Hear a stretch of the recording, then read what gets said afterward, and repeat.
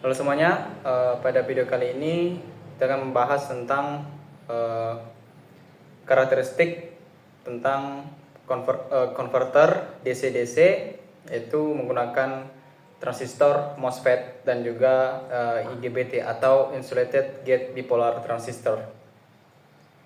Nah, pertama, apa itu konverter? Konverter adalah pengubah karakteristik sebuah arus.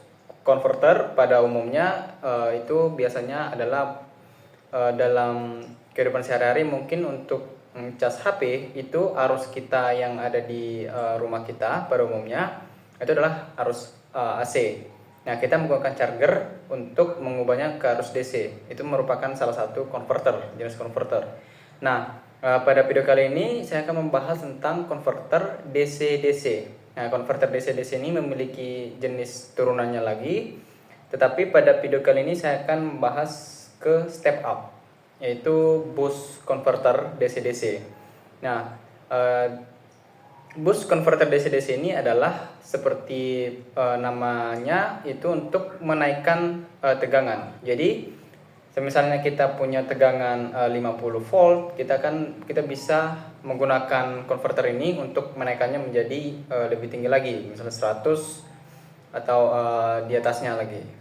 Nah, langsung saja di video kali ini saya akan membahas tentang simulasinya dalam Proteus. Baik, di sini saya akan buka laptopnya. Baik, di sini sudah terlihat jelas. Ini merupakan rangkaian boost converter DC-DC. Nah, yang akan saya tekankan di sini adalah yang pertama itu uji karakteristik, yang itu transistor MOSFET dan juga IGBT. Nah, tapi pertama tentang cara kerjanya terlebih dahulu. Nah, di sini sudah ada rangkaian boost converter. Pertama, ini adalah merupakan sumber arus, itu sumber tegangan DC-nya itu 100 volt. Selanjutnya ada induktor bernilai 1 mili-henry. Selanjutnya ada dioda, selanjutnya ada kapasitor, dan juga di sini saya akan menggunakan beban resistor. Dan juga tidak lupa ada PWM di sini. Nah, fokus pada pembahasan kami yaitu tentang MOSFET dan juga IGBT. Jadi kami akan membandingkan bagaimana IGBT dan juga MOSFET pada boost converter ini. Baik, yang pertama cara kerjanya. Pertama dari saya akan membagi pada bagian kiri ini merupakan bagian 1, bagian kanan ini adalah bagian 2. Di bagian pertama, pada saat si saklar ini tertutup, pada saat MOSFET dan juga IGBT ini bisa saya simpulkan saja satu, yaitu saklar, karena fungsinya tetap saklar tapi penggunaannya berbeda. Nah, di sini pada saat si MOSFET ini dalam keadaan tertutup, yaitu berarti pada saat tertutup berarti kondisinya di sini ini terhubung ke ground. Nah, pada saat kondisi ini induktor akan menahan arus. Pada kondisi ini induktor akan menahan arus dan selanjutnya pada saat si transistor saklar ini terbuka, yang berarti ini tidak terhubung, arus si induktor ini mempunyai karakteristik untuk menahan lonjakan arus. Jadi dia akan menstabilkan arus gitu. Dikarenakan saklar ini tiba-tiba tertutup, berarti seharusnya terjadi lonjakan arus di sini yang mengalir ke bagian kedua ini. Tetapi dikarenakan sebuah karakteristik dari sebuah induktor, maka arusnya itu akan terdorong tetapi akan lebih stabil. Stabil kan mengisi dari kapasitor kita lalu ke beban kita. Nah, fungsi dioda di sini itu adalah untuk sebelumnya, maaf, tidak hanya itu, arus akan dipaksa mendorong ke kapasitor, dan juga tegangan pada induktor ini akan menjumlahkan dirinya dengan sumber kita. Kenapa? Karena pada saat terjadi fluktuasi arus, fluktuasi arus, maka polaritas dari si induktor ini yang seharusnya di sini, misalnya di sini positif, di sini negatif, mengikut arah ini, jadi berarti di sini positif, ini negatif. Tetapi karena akan kondisi tadi, kondisi ini tiba-tiba dia terbuka, ini tidak terhubung, maka induktor ini akan mengubah polaritasnya sehingga tegangan yang ada pada induktor dan tegangan yang ada pada sumber kita akan masing-masing menjumlahkan diri. Berarti ada tegangan induktor dan juga tegangan dari sumbernya. Nah, ia akan memiliki itulah tegangan outputnya pada saat pada saat saklar kita itu terbuka, maka tegangannya akan keluar pada beban kita. Maka pada saat tersebut tegangannya itu akan menjadi double kan, dikarenakan dari induktornya dan juga si sumbernya gitu. Karena ini sudah menjumlahkan, maka itu tegangannya akan spike berjumlah pada kapasitor kita dan juga resistor kita. Maka di sini kan tegangannya pasti lebih dari 100. Nah, untuk menaikkan tegangan lebih, kalau kita ingin mengatur sebuah tegangan, yang pertama yang harus kita lakukan adalah pertama itu membesarkan nilai dari si induktornya. Jadi semakin besar nilai induktornya, semakin besar dia menyimpan arus. Maka kan berarti semakin besar arusnya, maka polarisasinya itu berarti tegangannya akan makin besar untuk mendorong si arus tersebut. Dan makin besar dengan mendorong arus tersebut, dan juga apalagi hasil dari penjumlahannya gitu. Itu adalah cara yang pertama. Cara yang kedua yaitu adalah dengan mempercepat dari polaritas polaritas arusnya, perubahan arusnya. Karena perubahan arus dari si induktor, karakteristik tersebut itu merupakan jenis dari induktor. Jadi semakin cepat perubahan arus yang dialami oleh induktor ini, maka dia akan nge-spike tegangan lebih besar lagi. Nah, itulah fungsinya dari dari transistor kita, yaitu MOSFET dan juga IGBT. Nah, di sini tidak lupa ada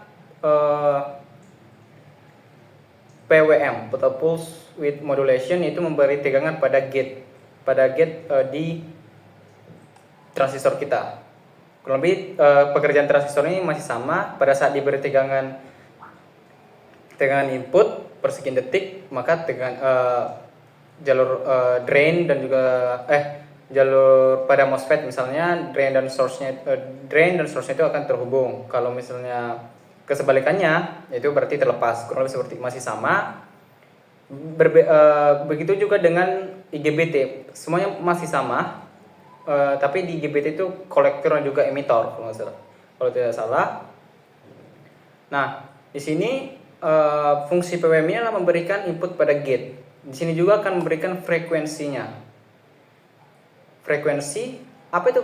Frekuensi itu tentang gimana seberapa cepat saklar itu terbuka dan tertutup, dan ini akan mengakibatkan perubahan arus per waktunya. Jadi semakin cepat si frekuensi yang kita atur yang masuk pada frekuensi PWM menuju gate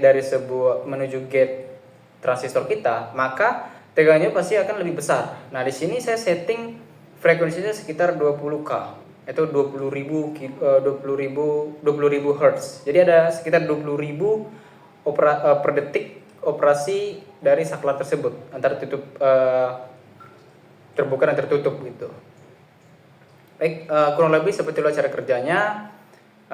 Dan pada laporan kami akan lebih membahas tentang karakteristiknya seperti apa. Tetapi di sini saya akan mencoba untuk mensimulasikan bagaimana bentuk gelombang tegangannya. Sini saya akan memakai beban 300 ohm. Baik, di sini baik, yang pertama itu untuk arus keluarannya yaitu sekitar segini. Sekitar kalau kita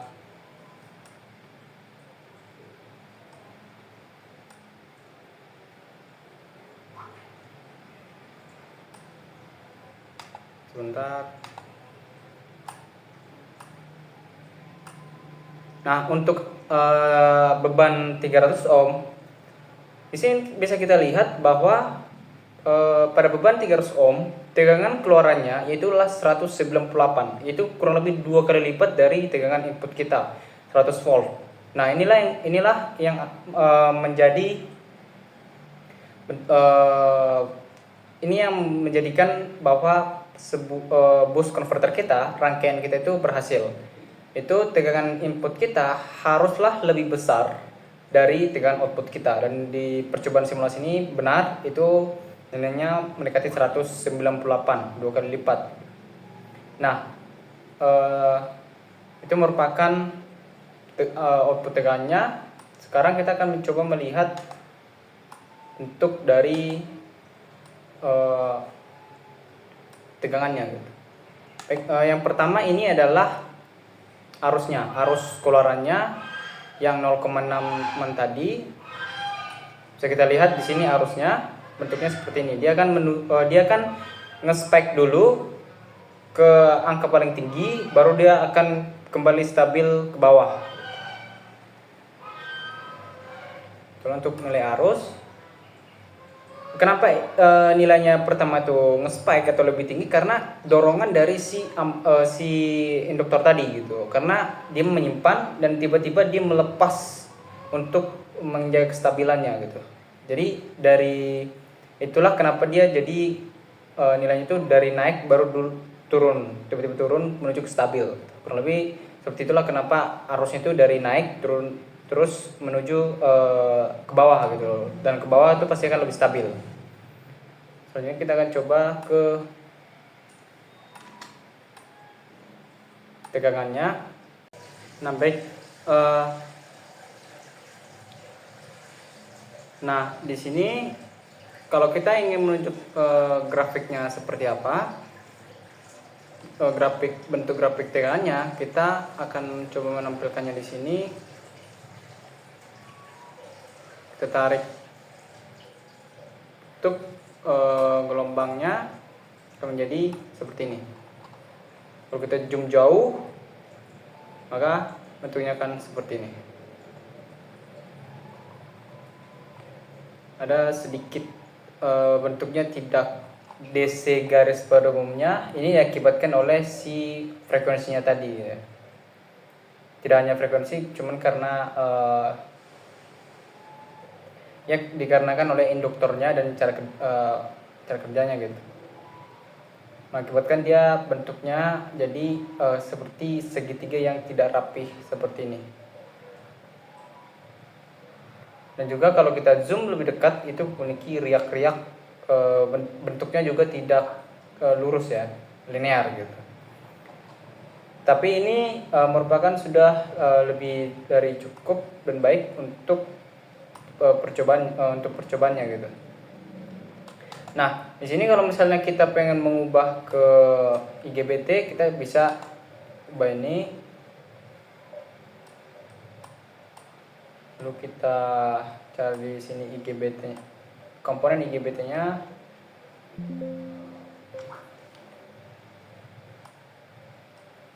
Yap, ini kita hubungkan lagi.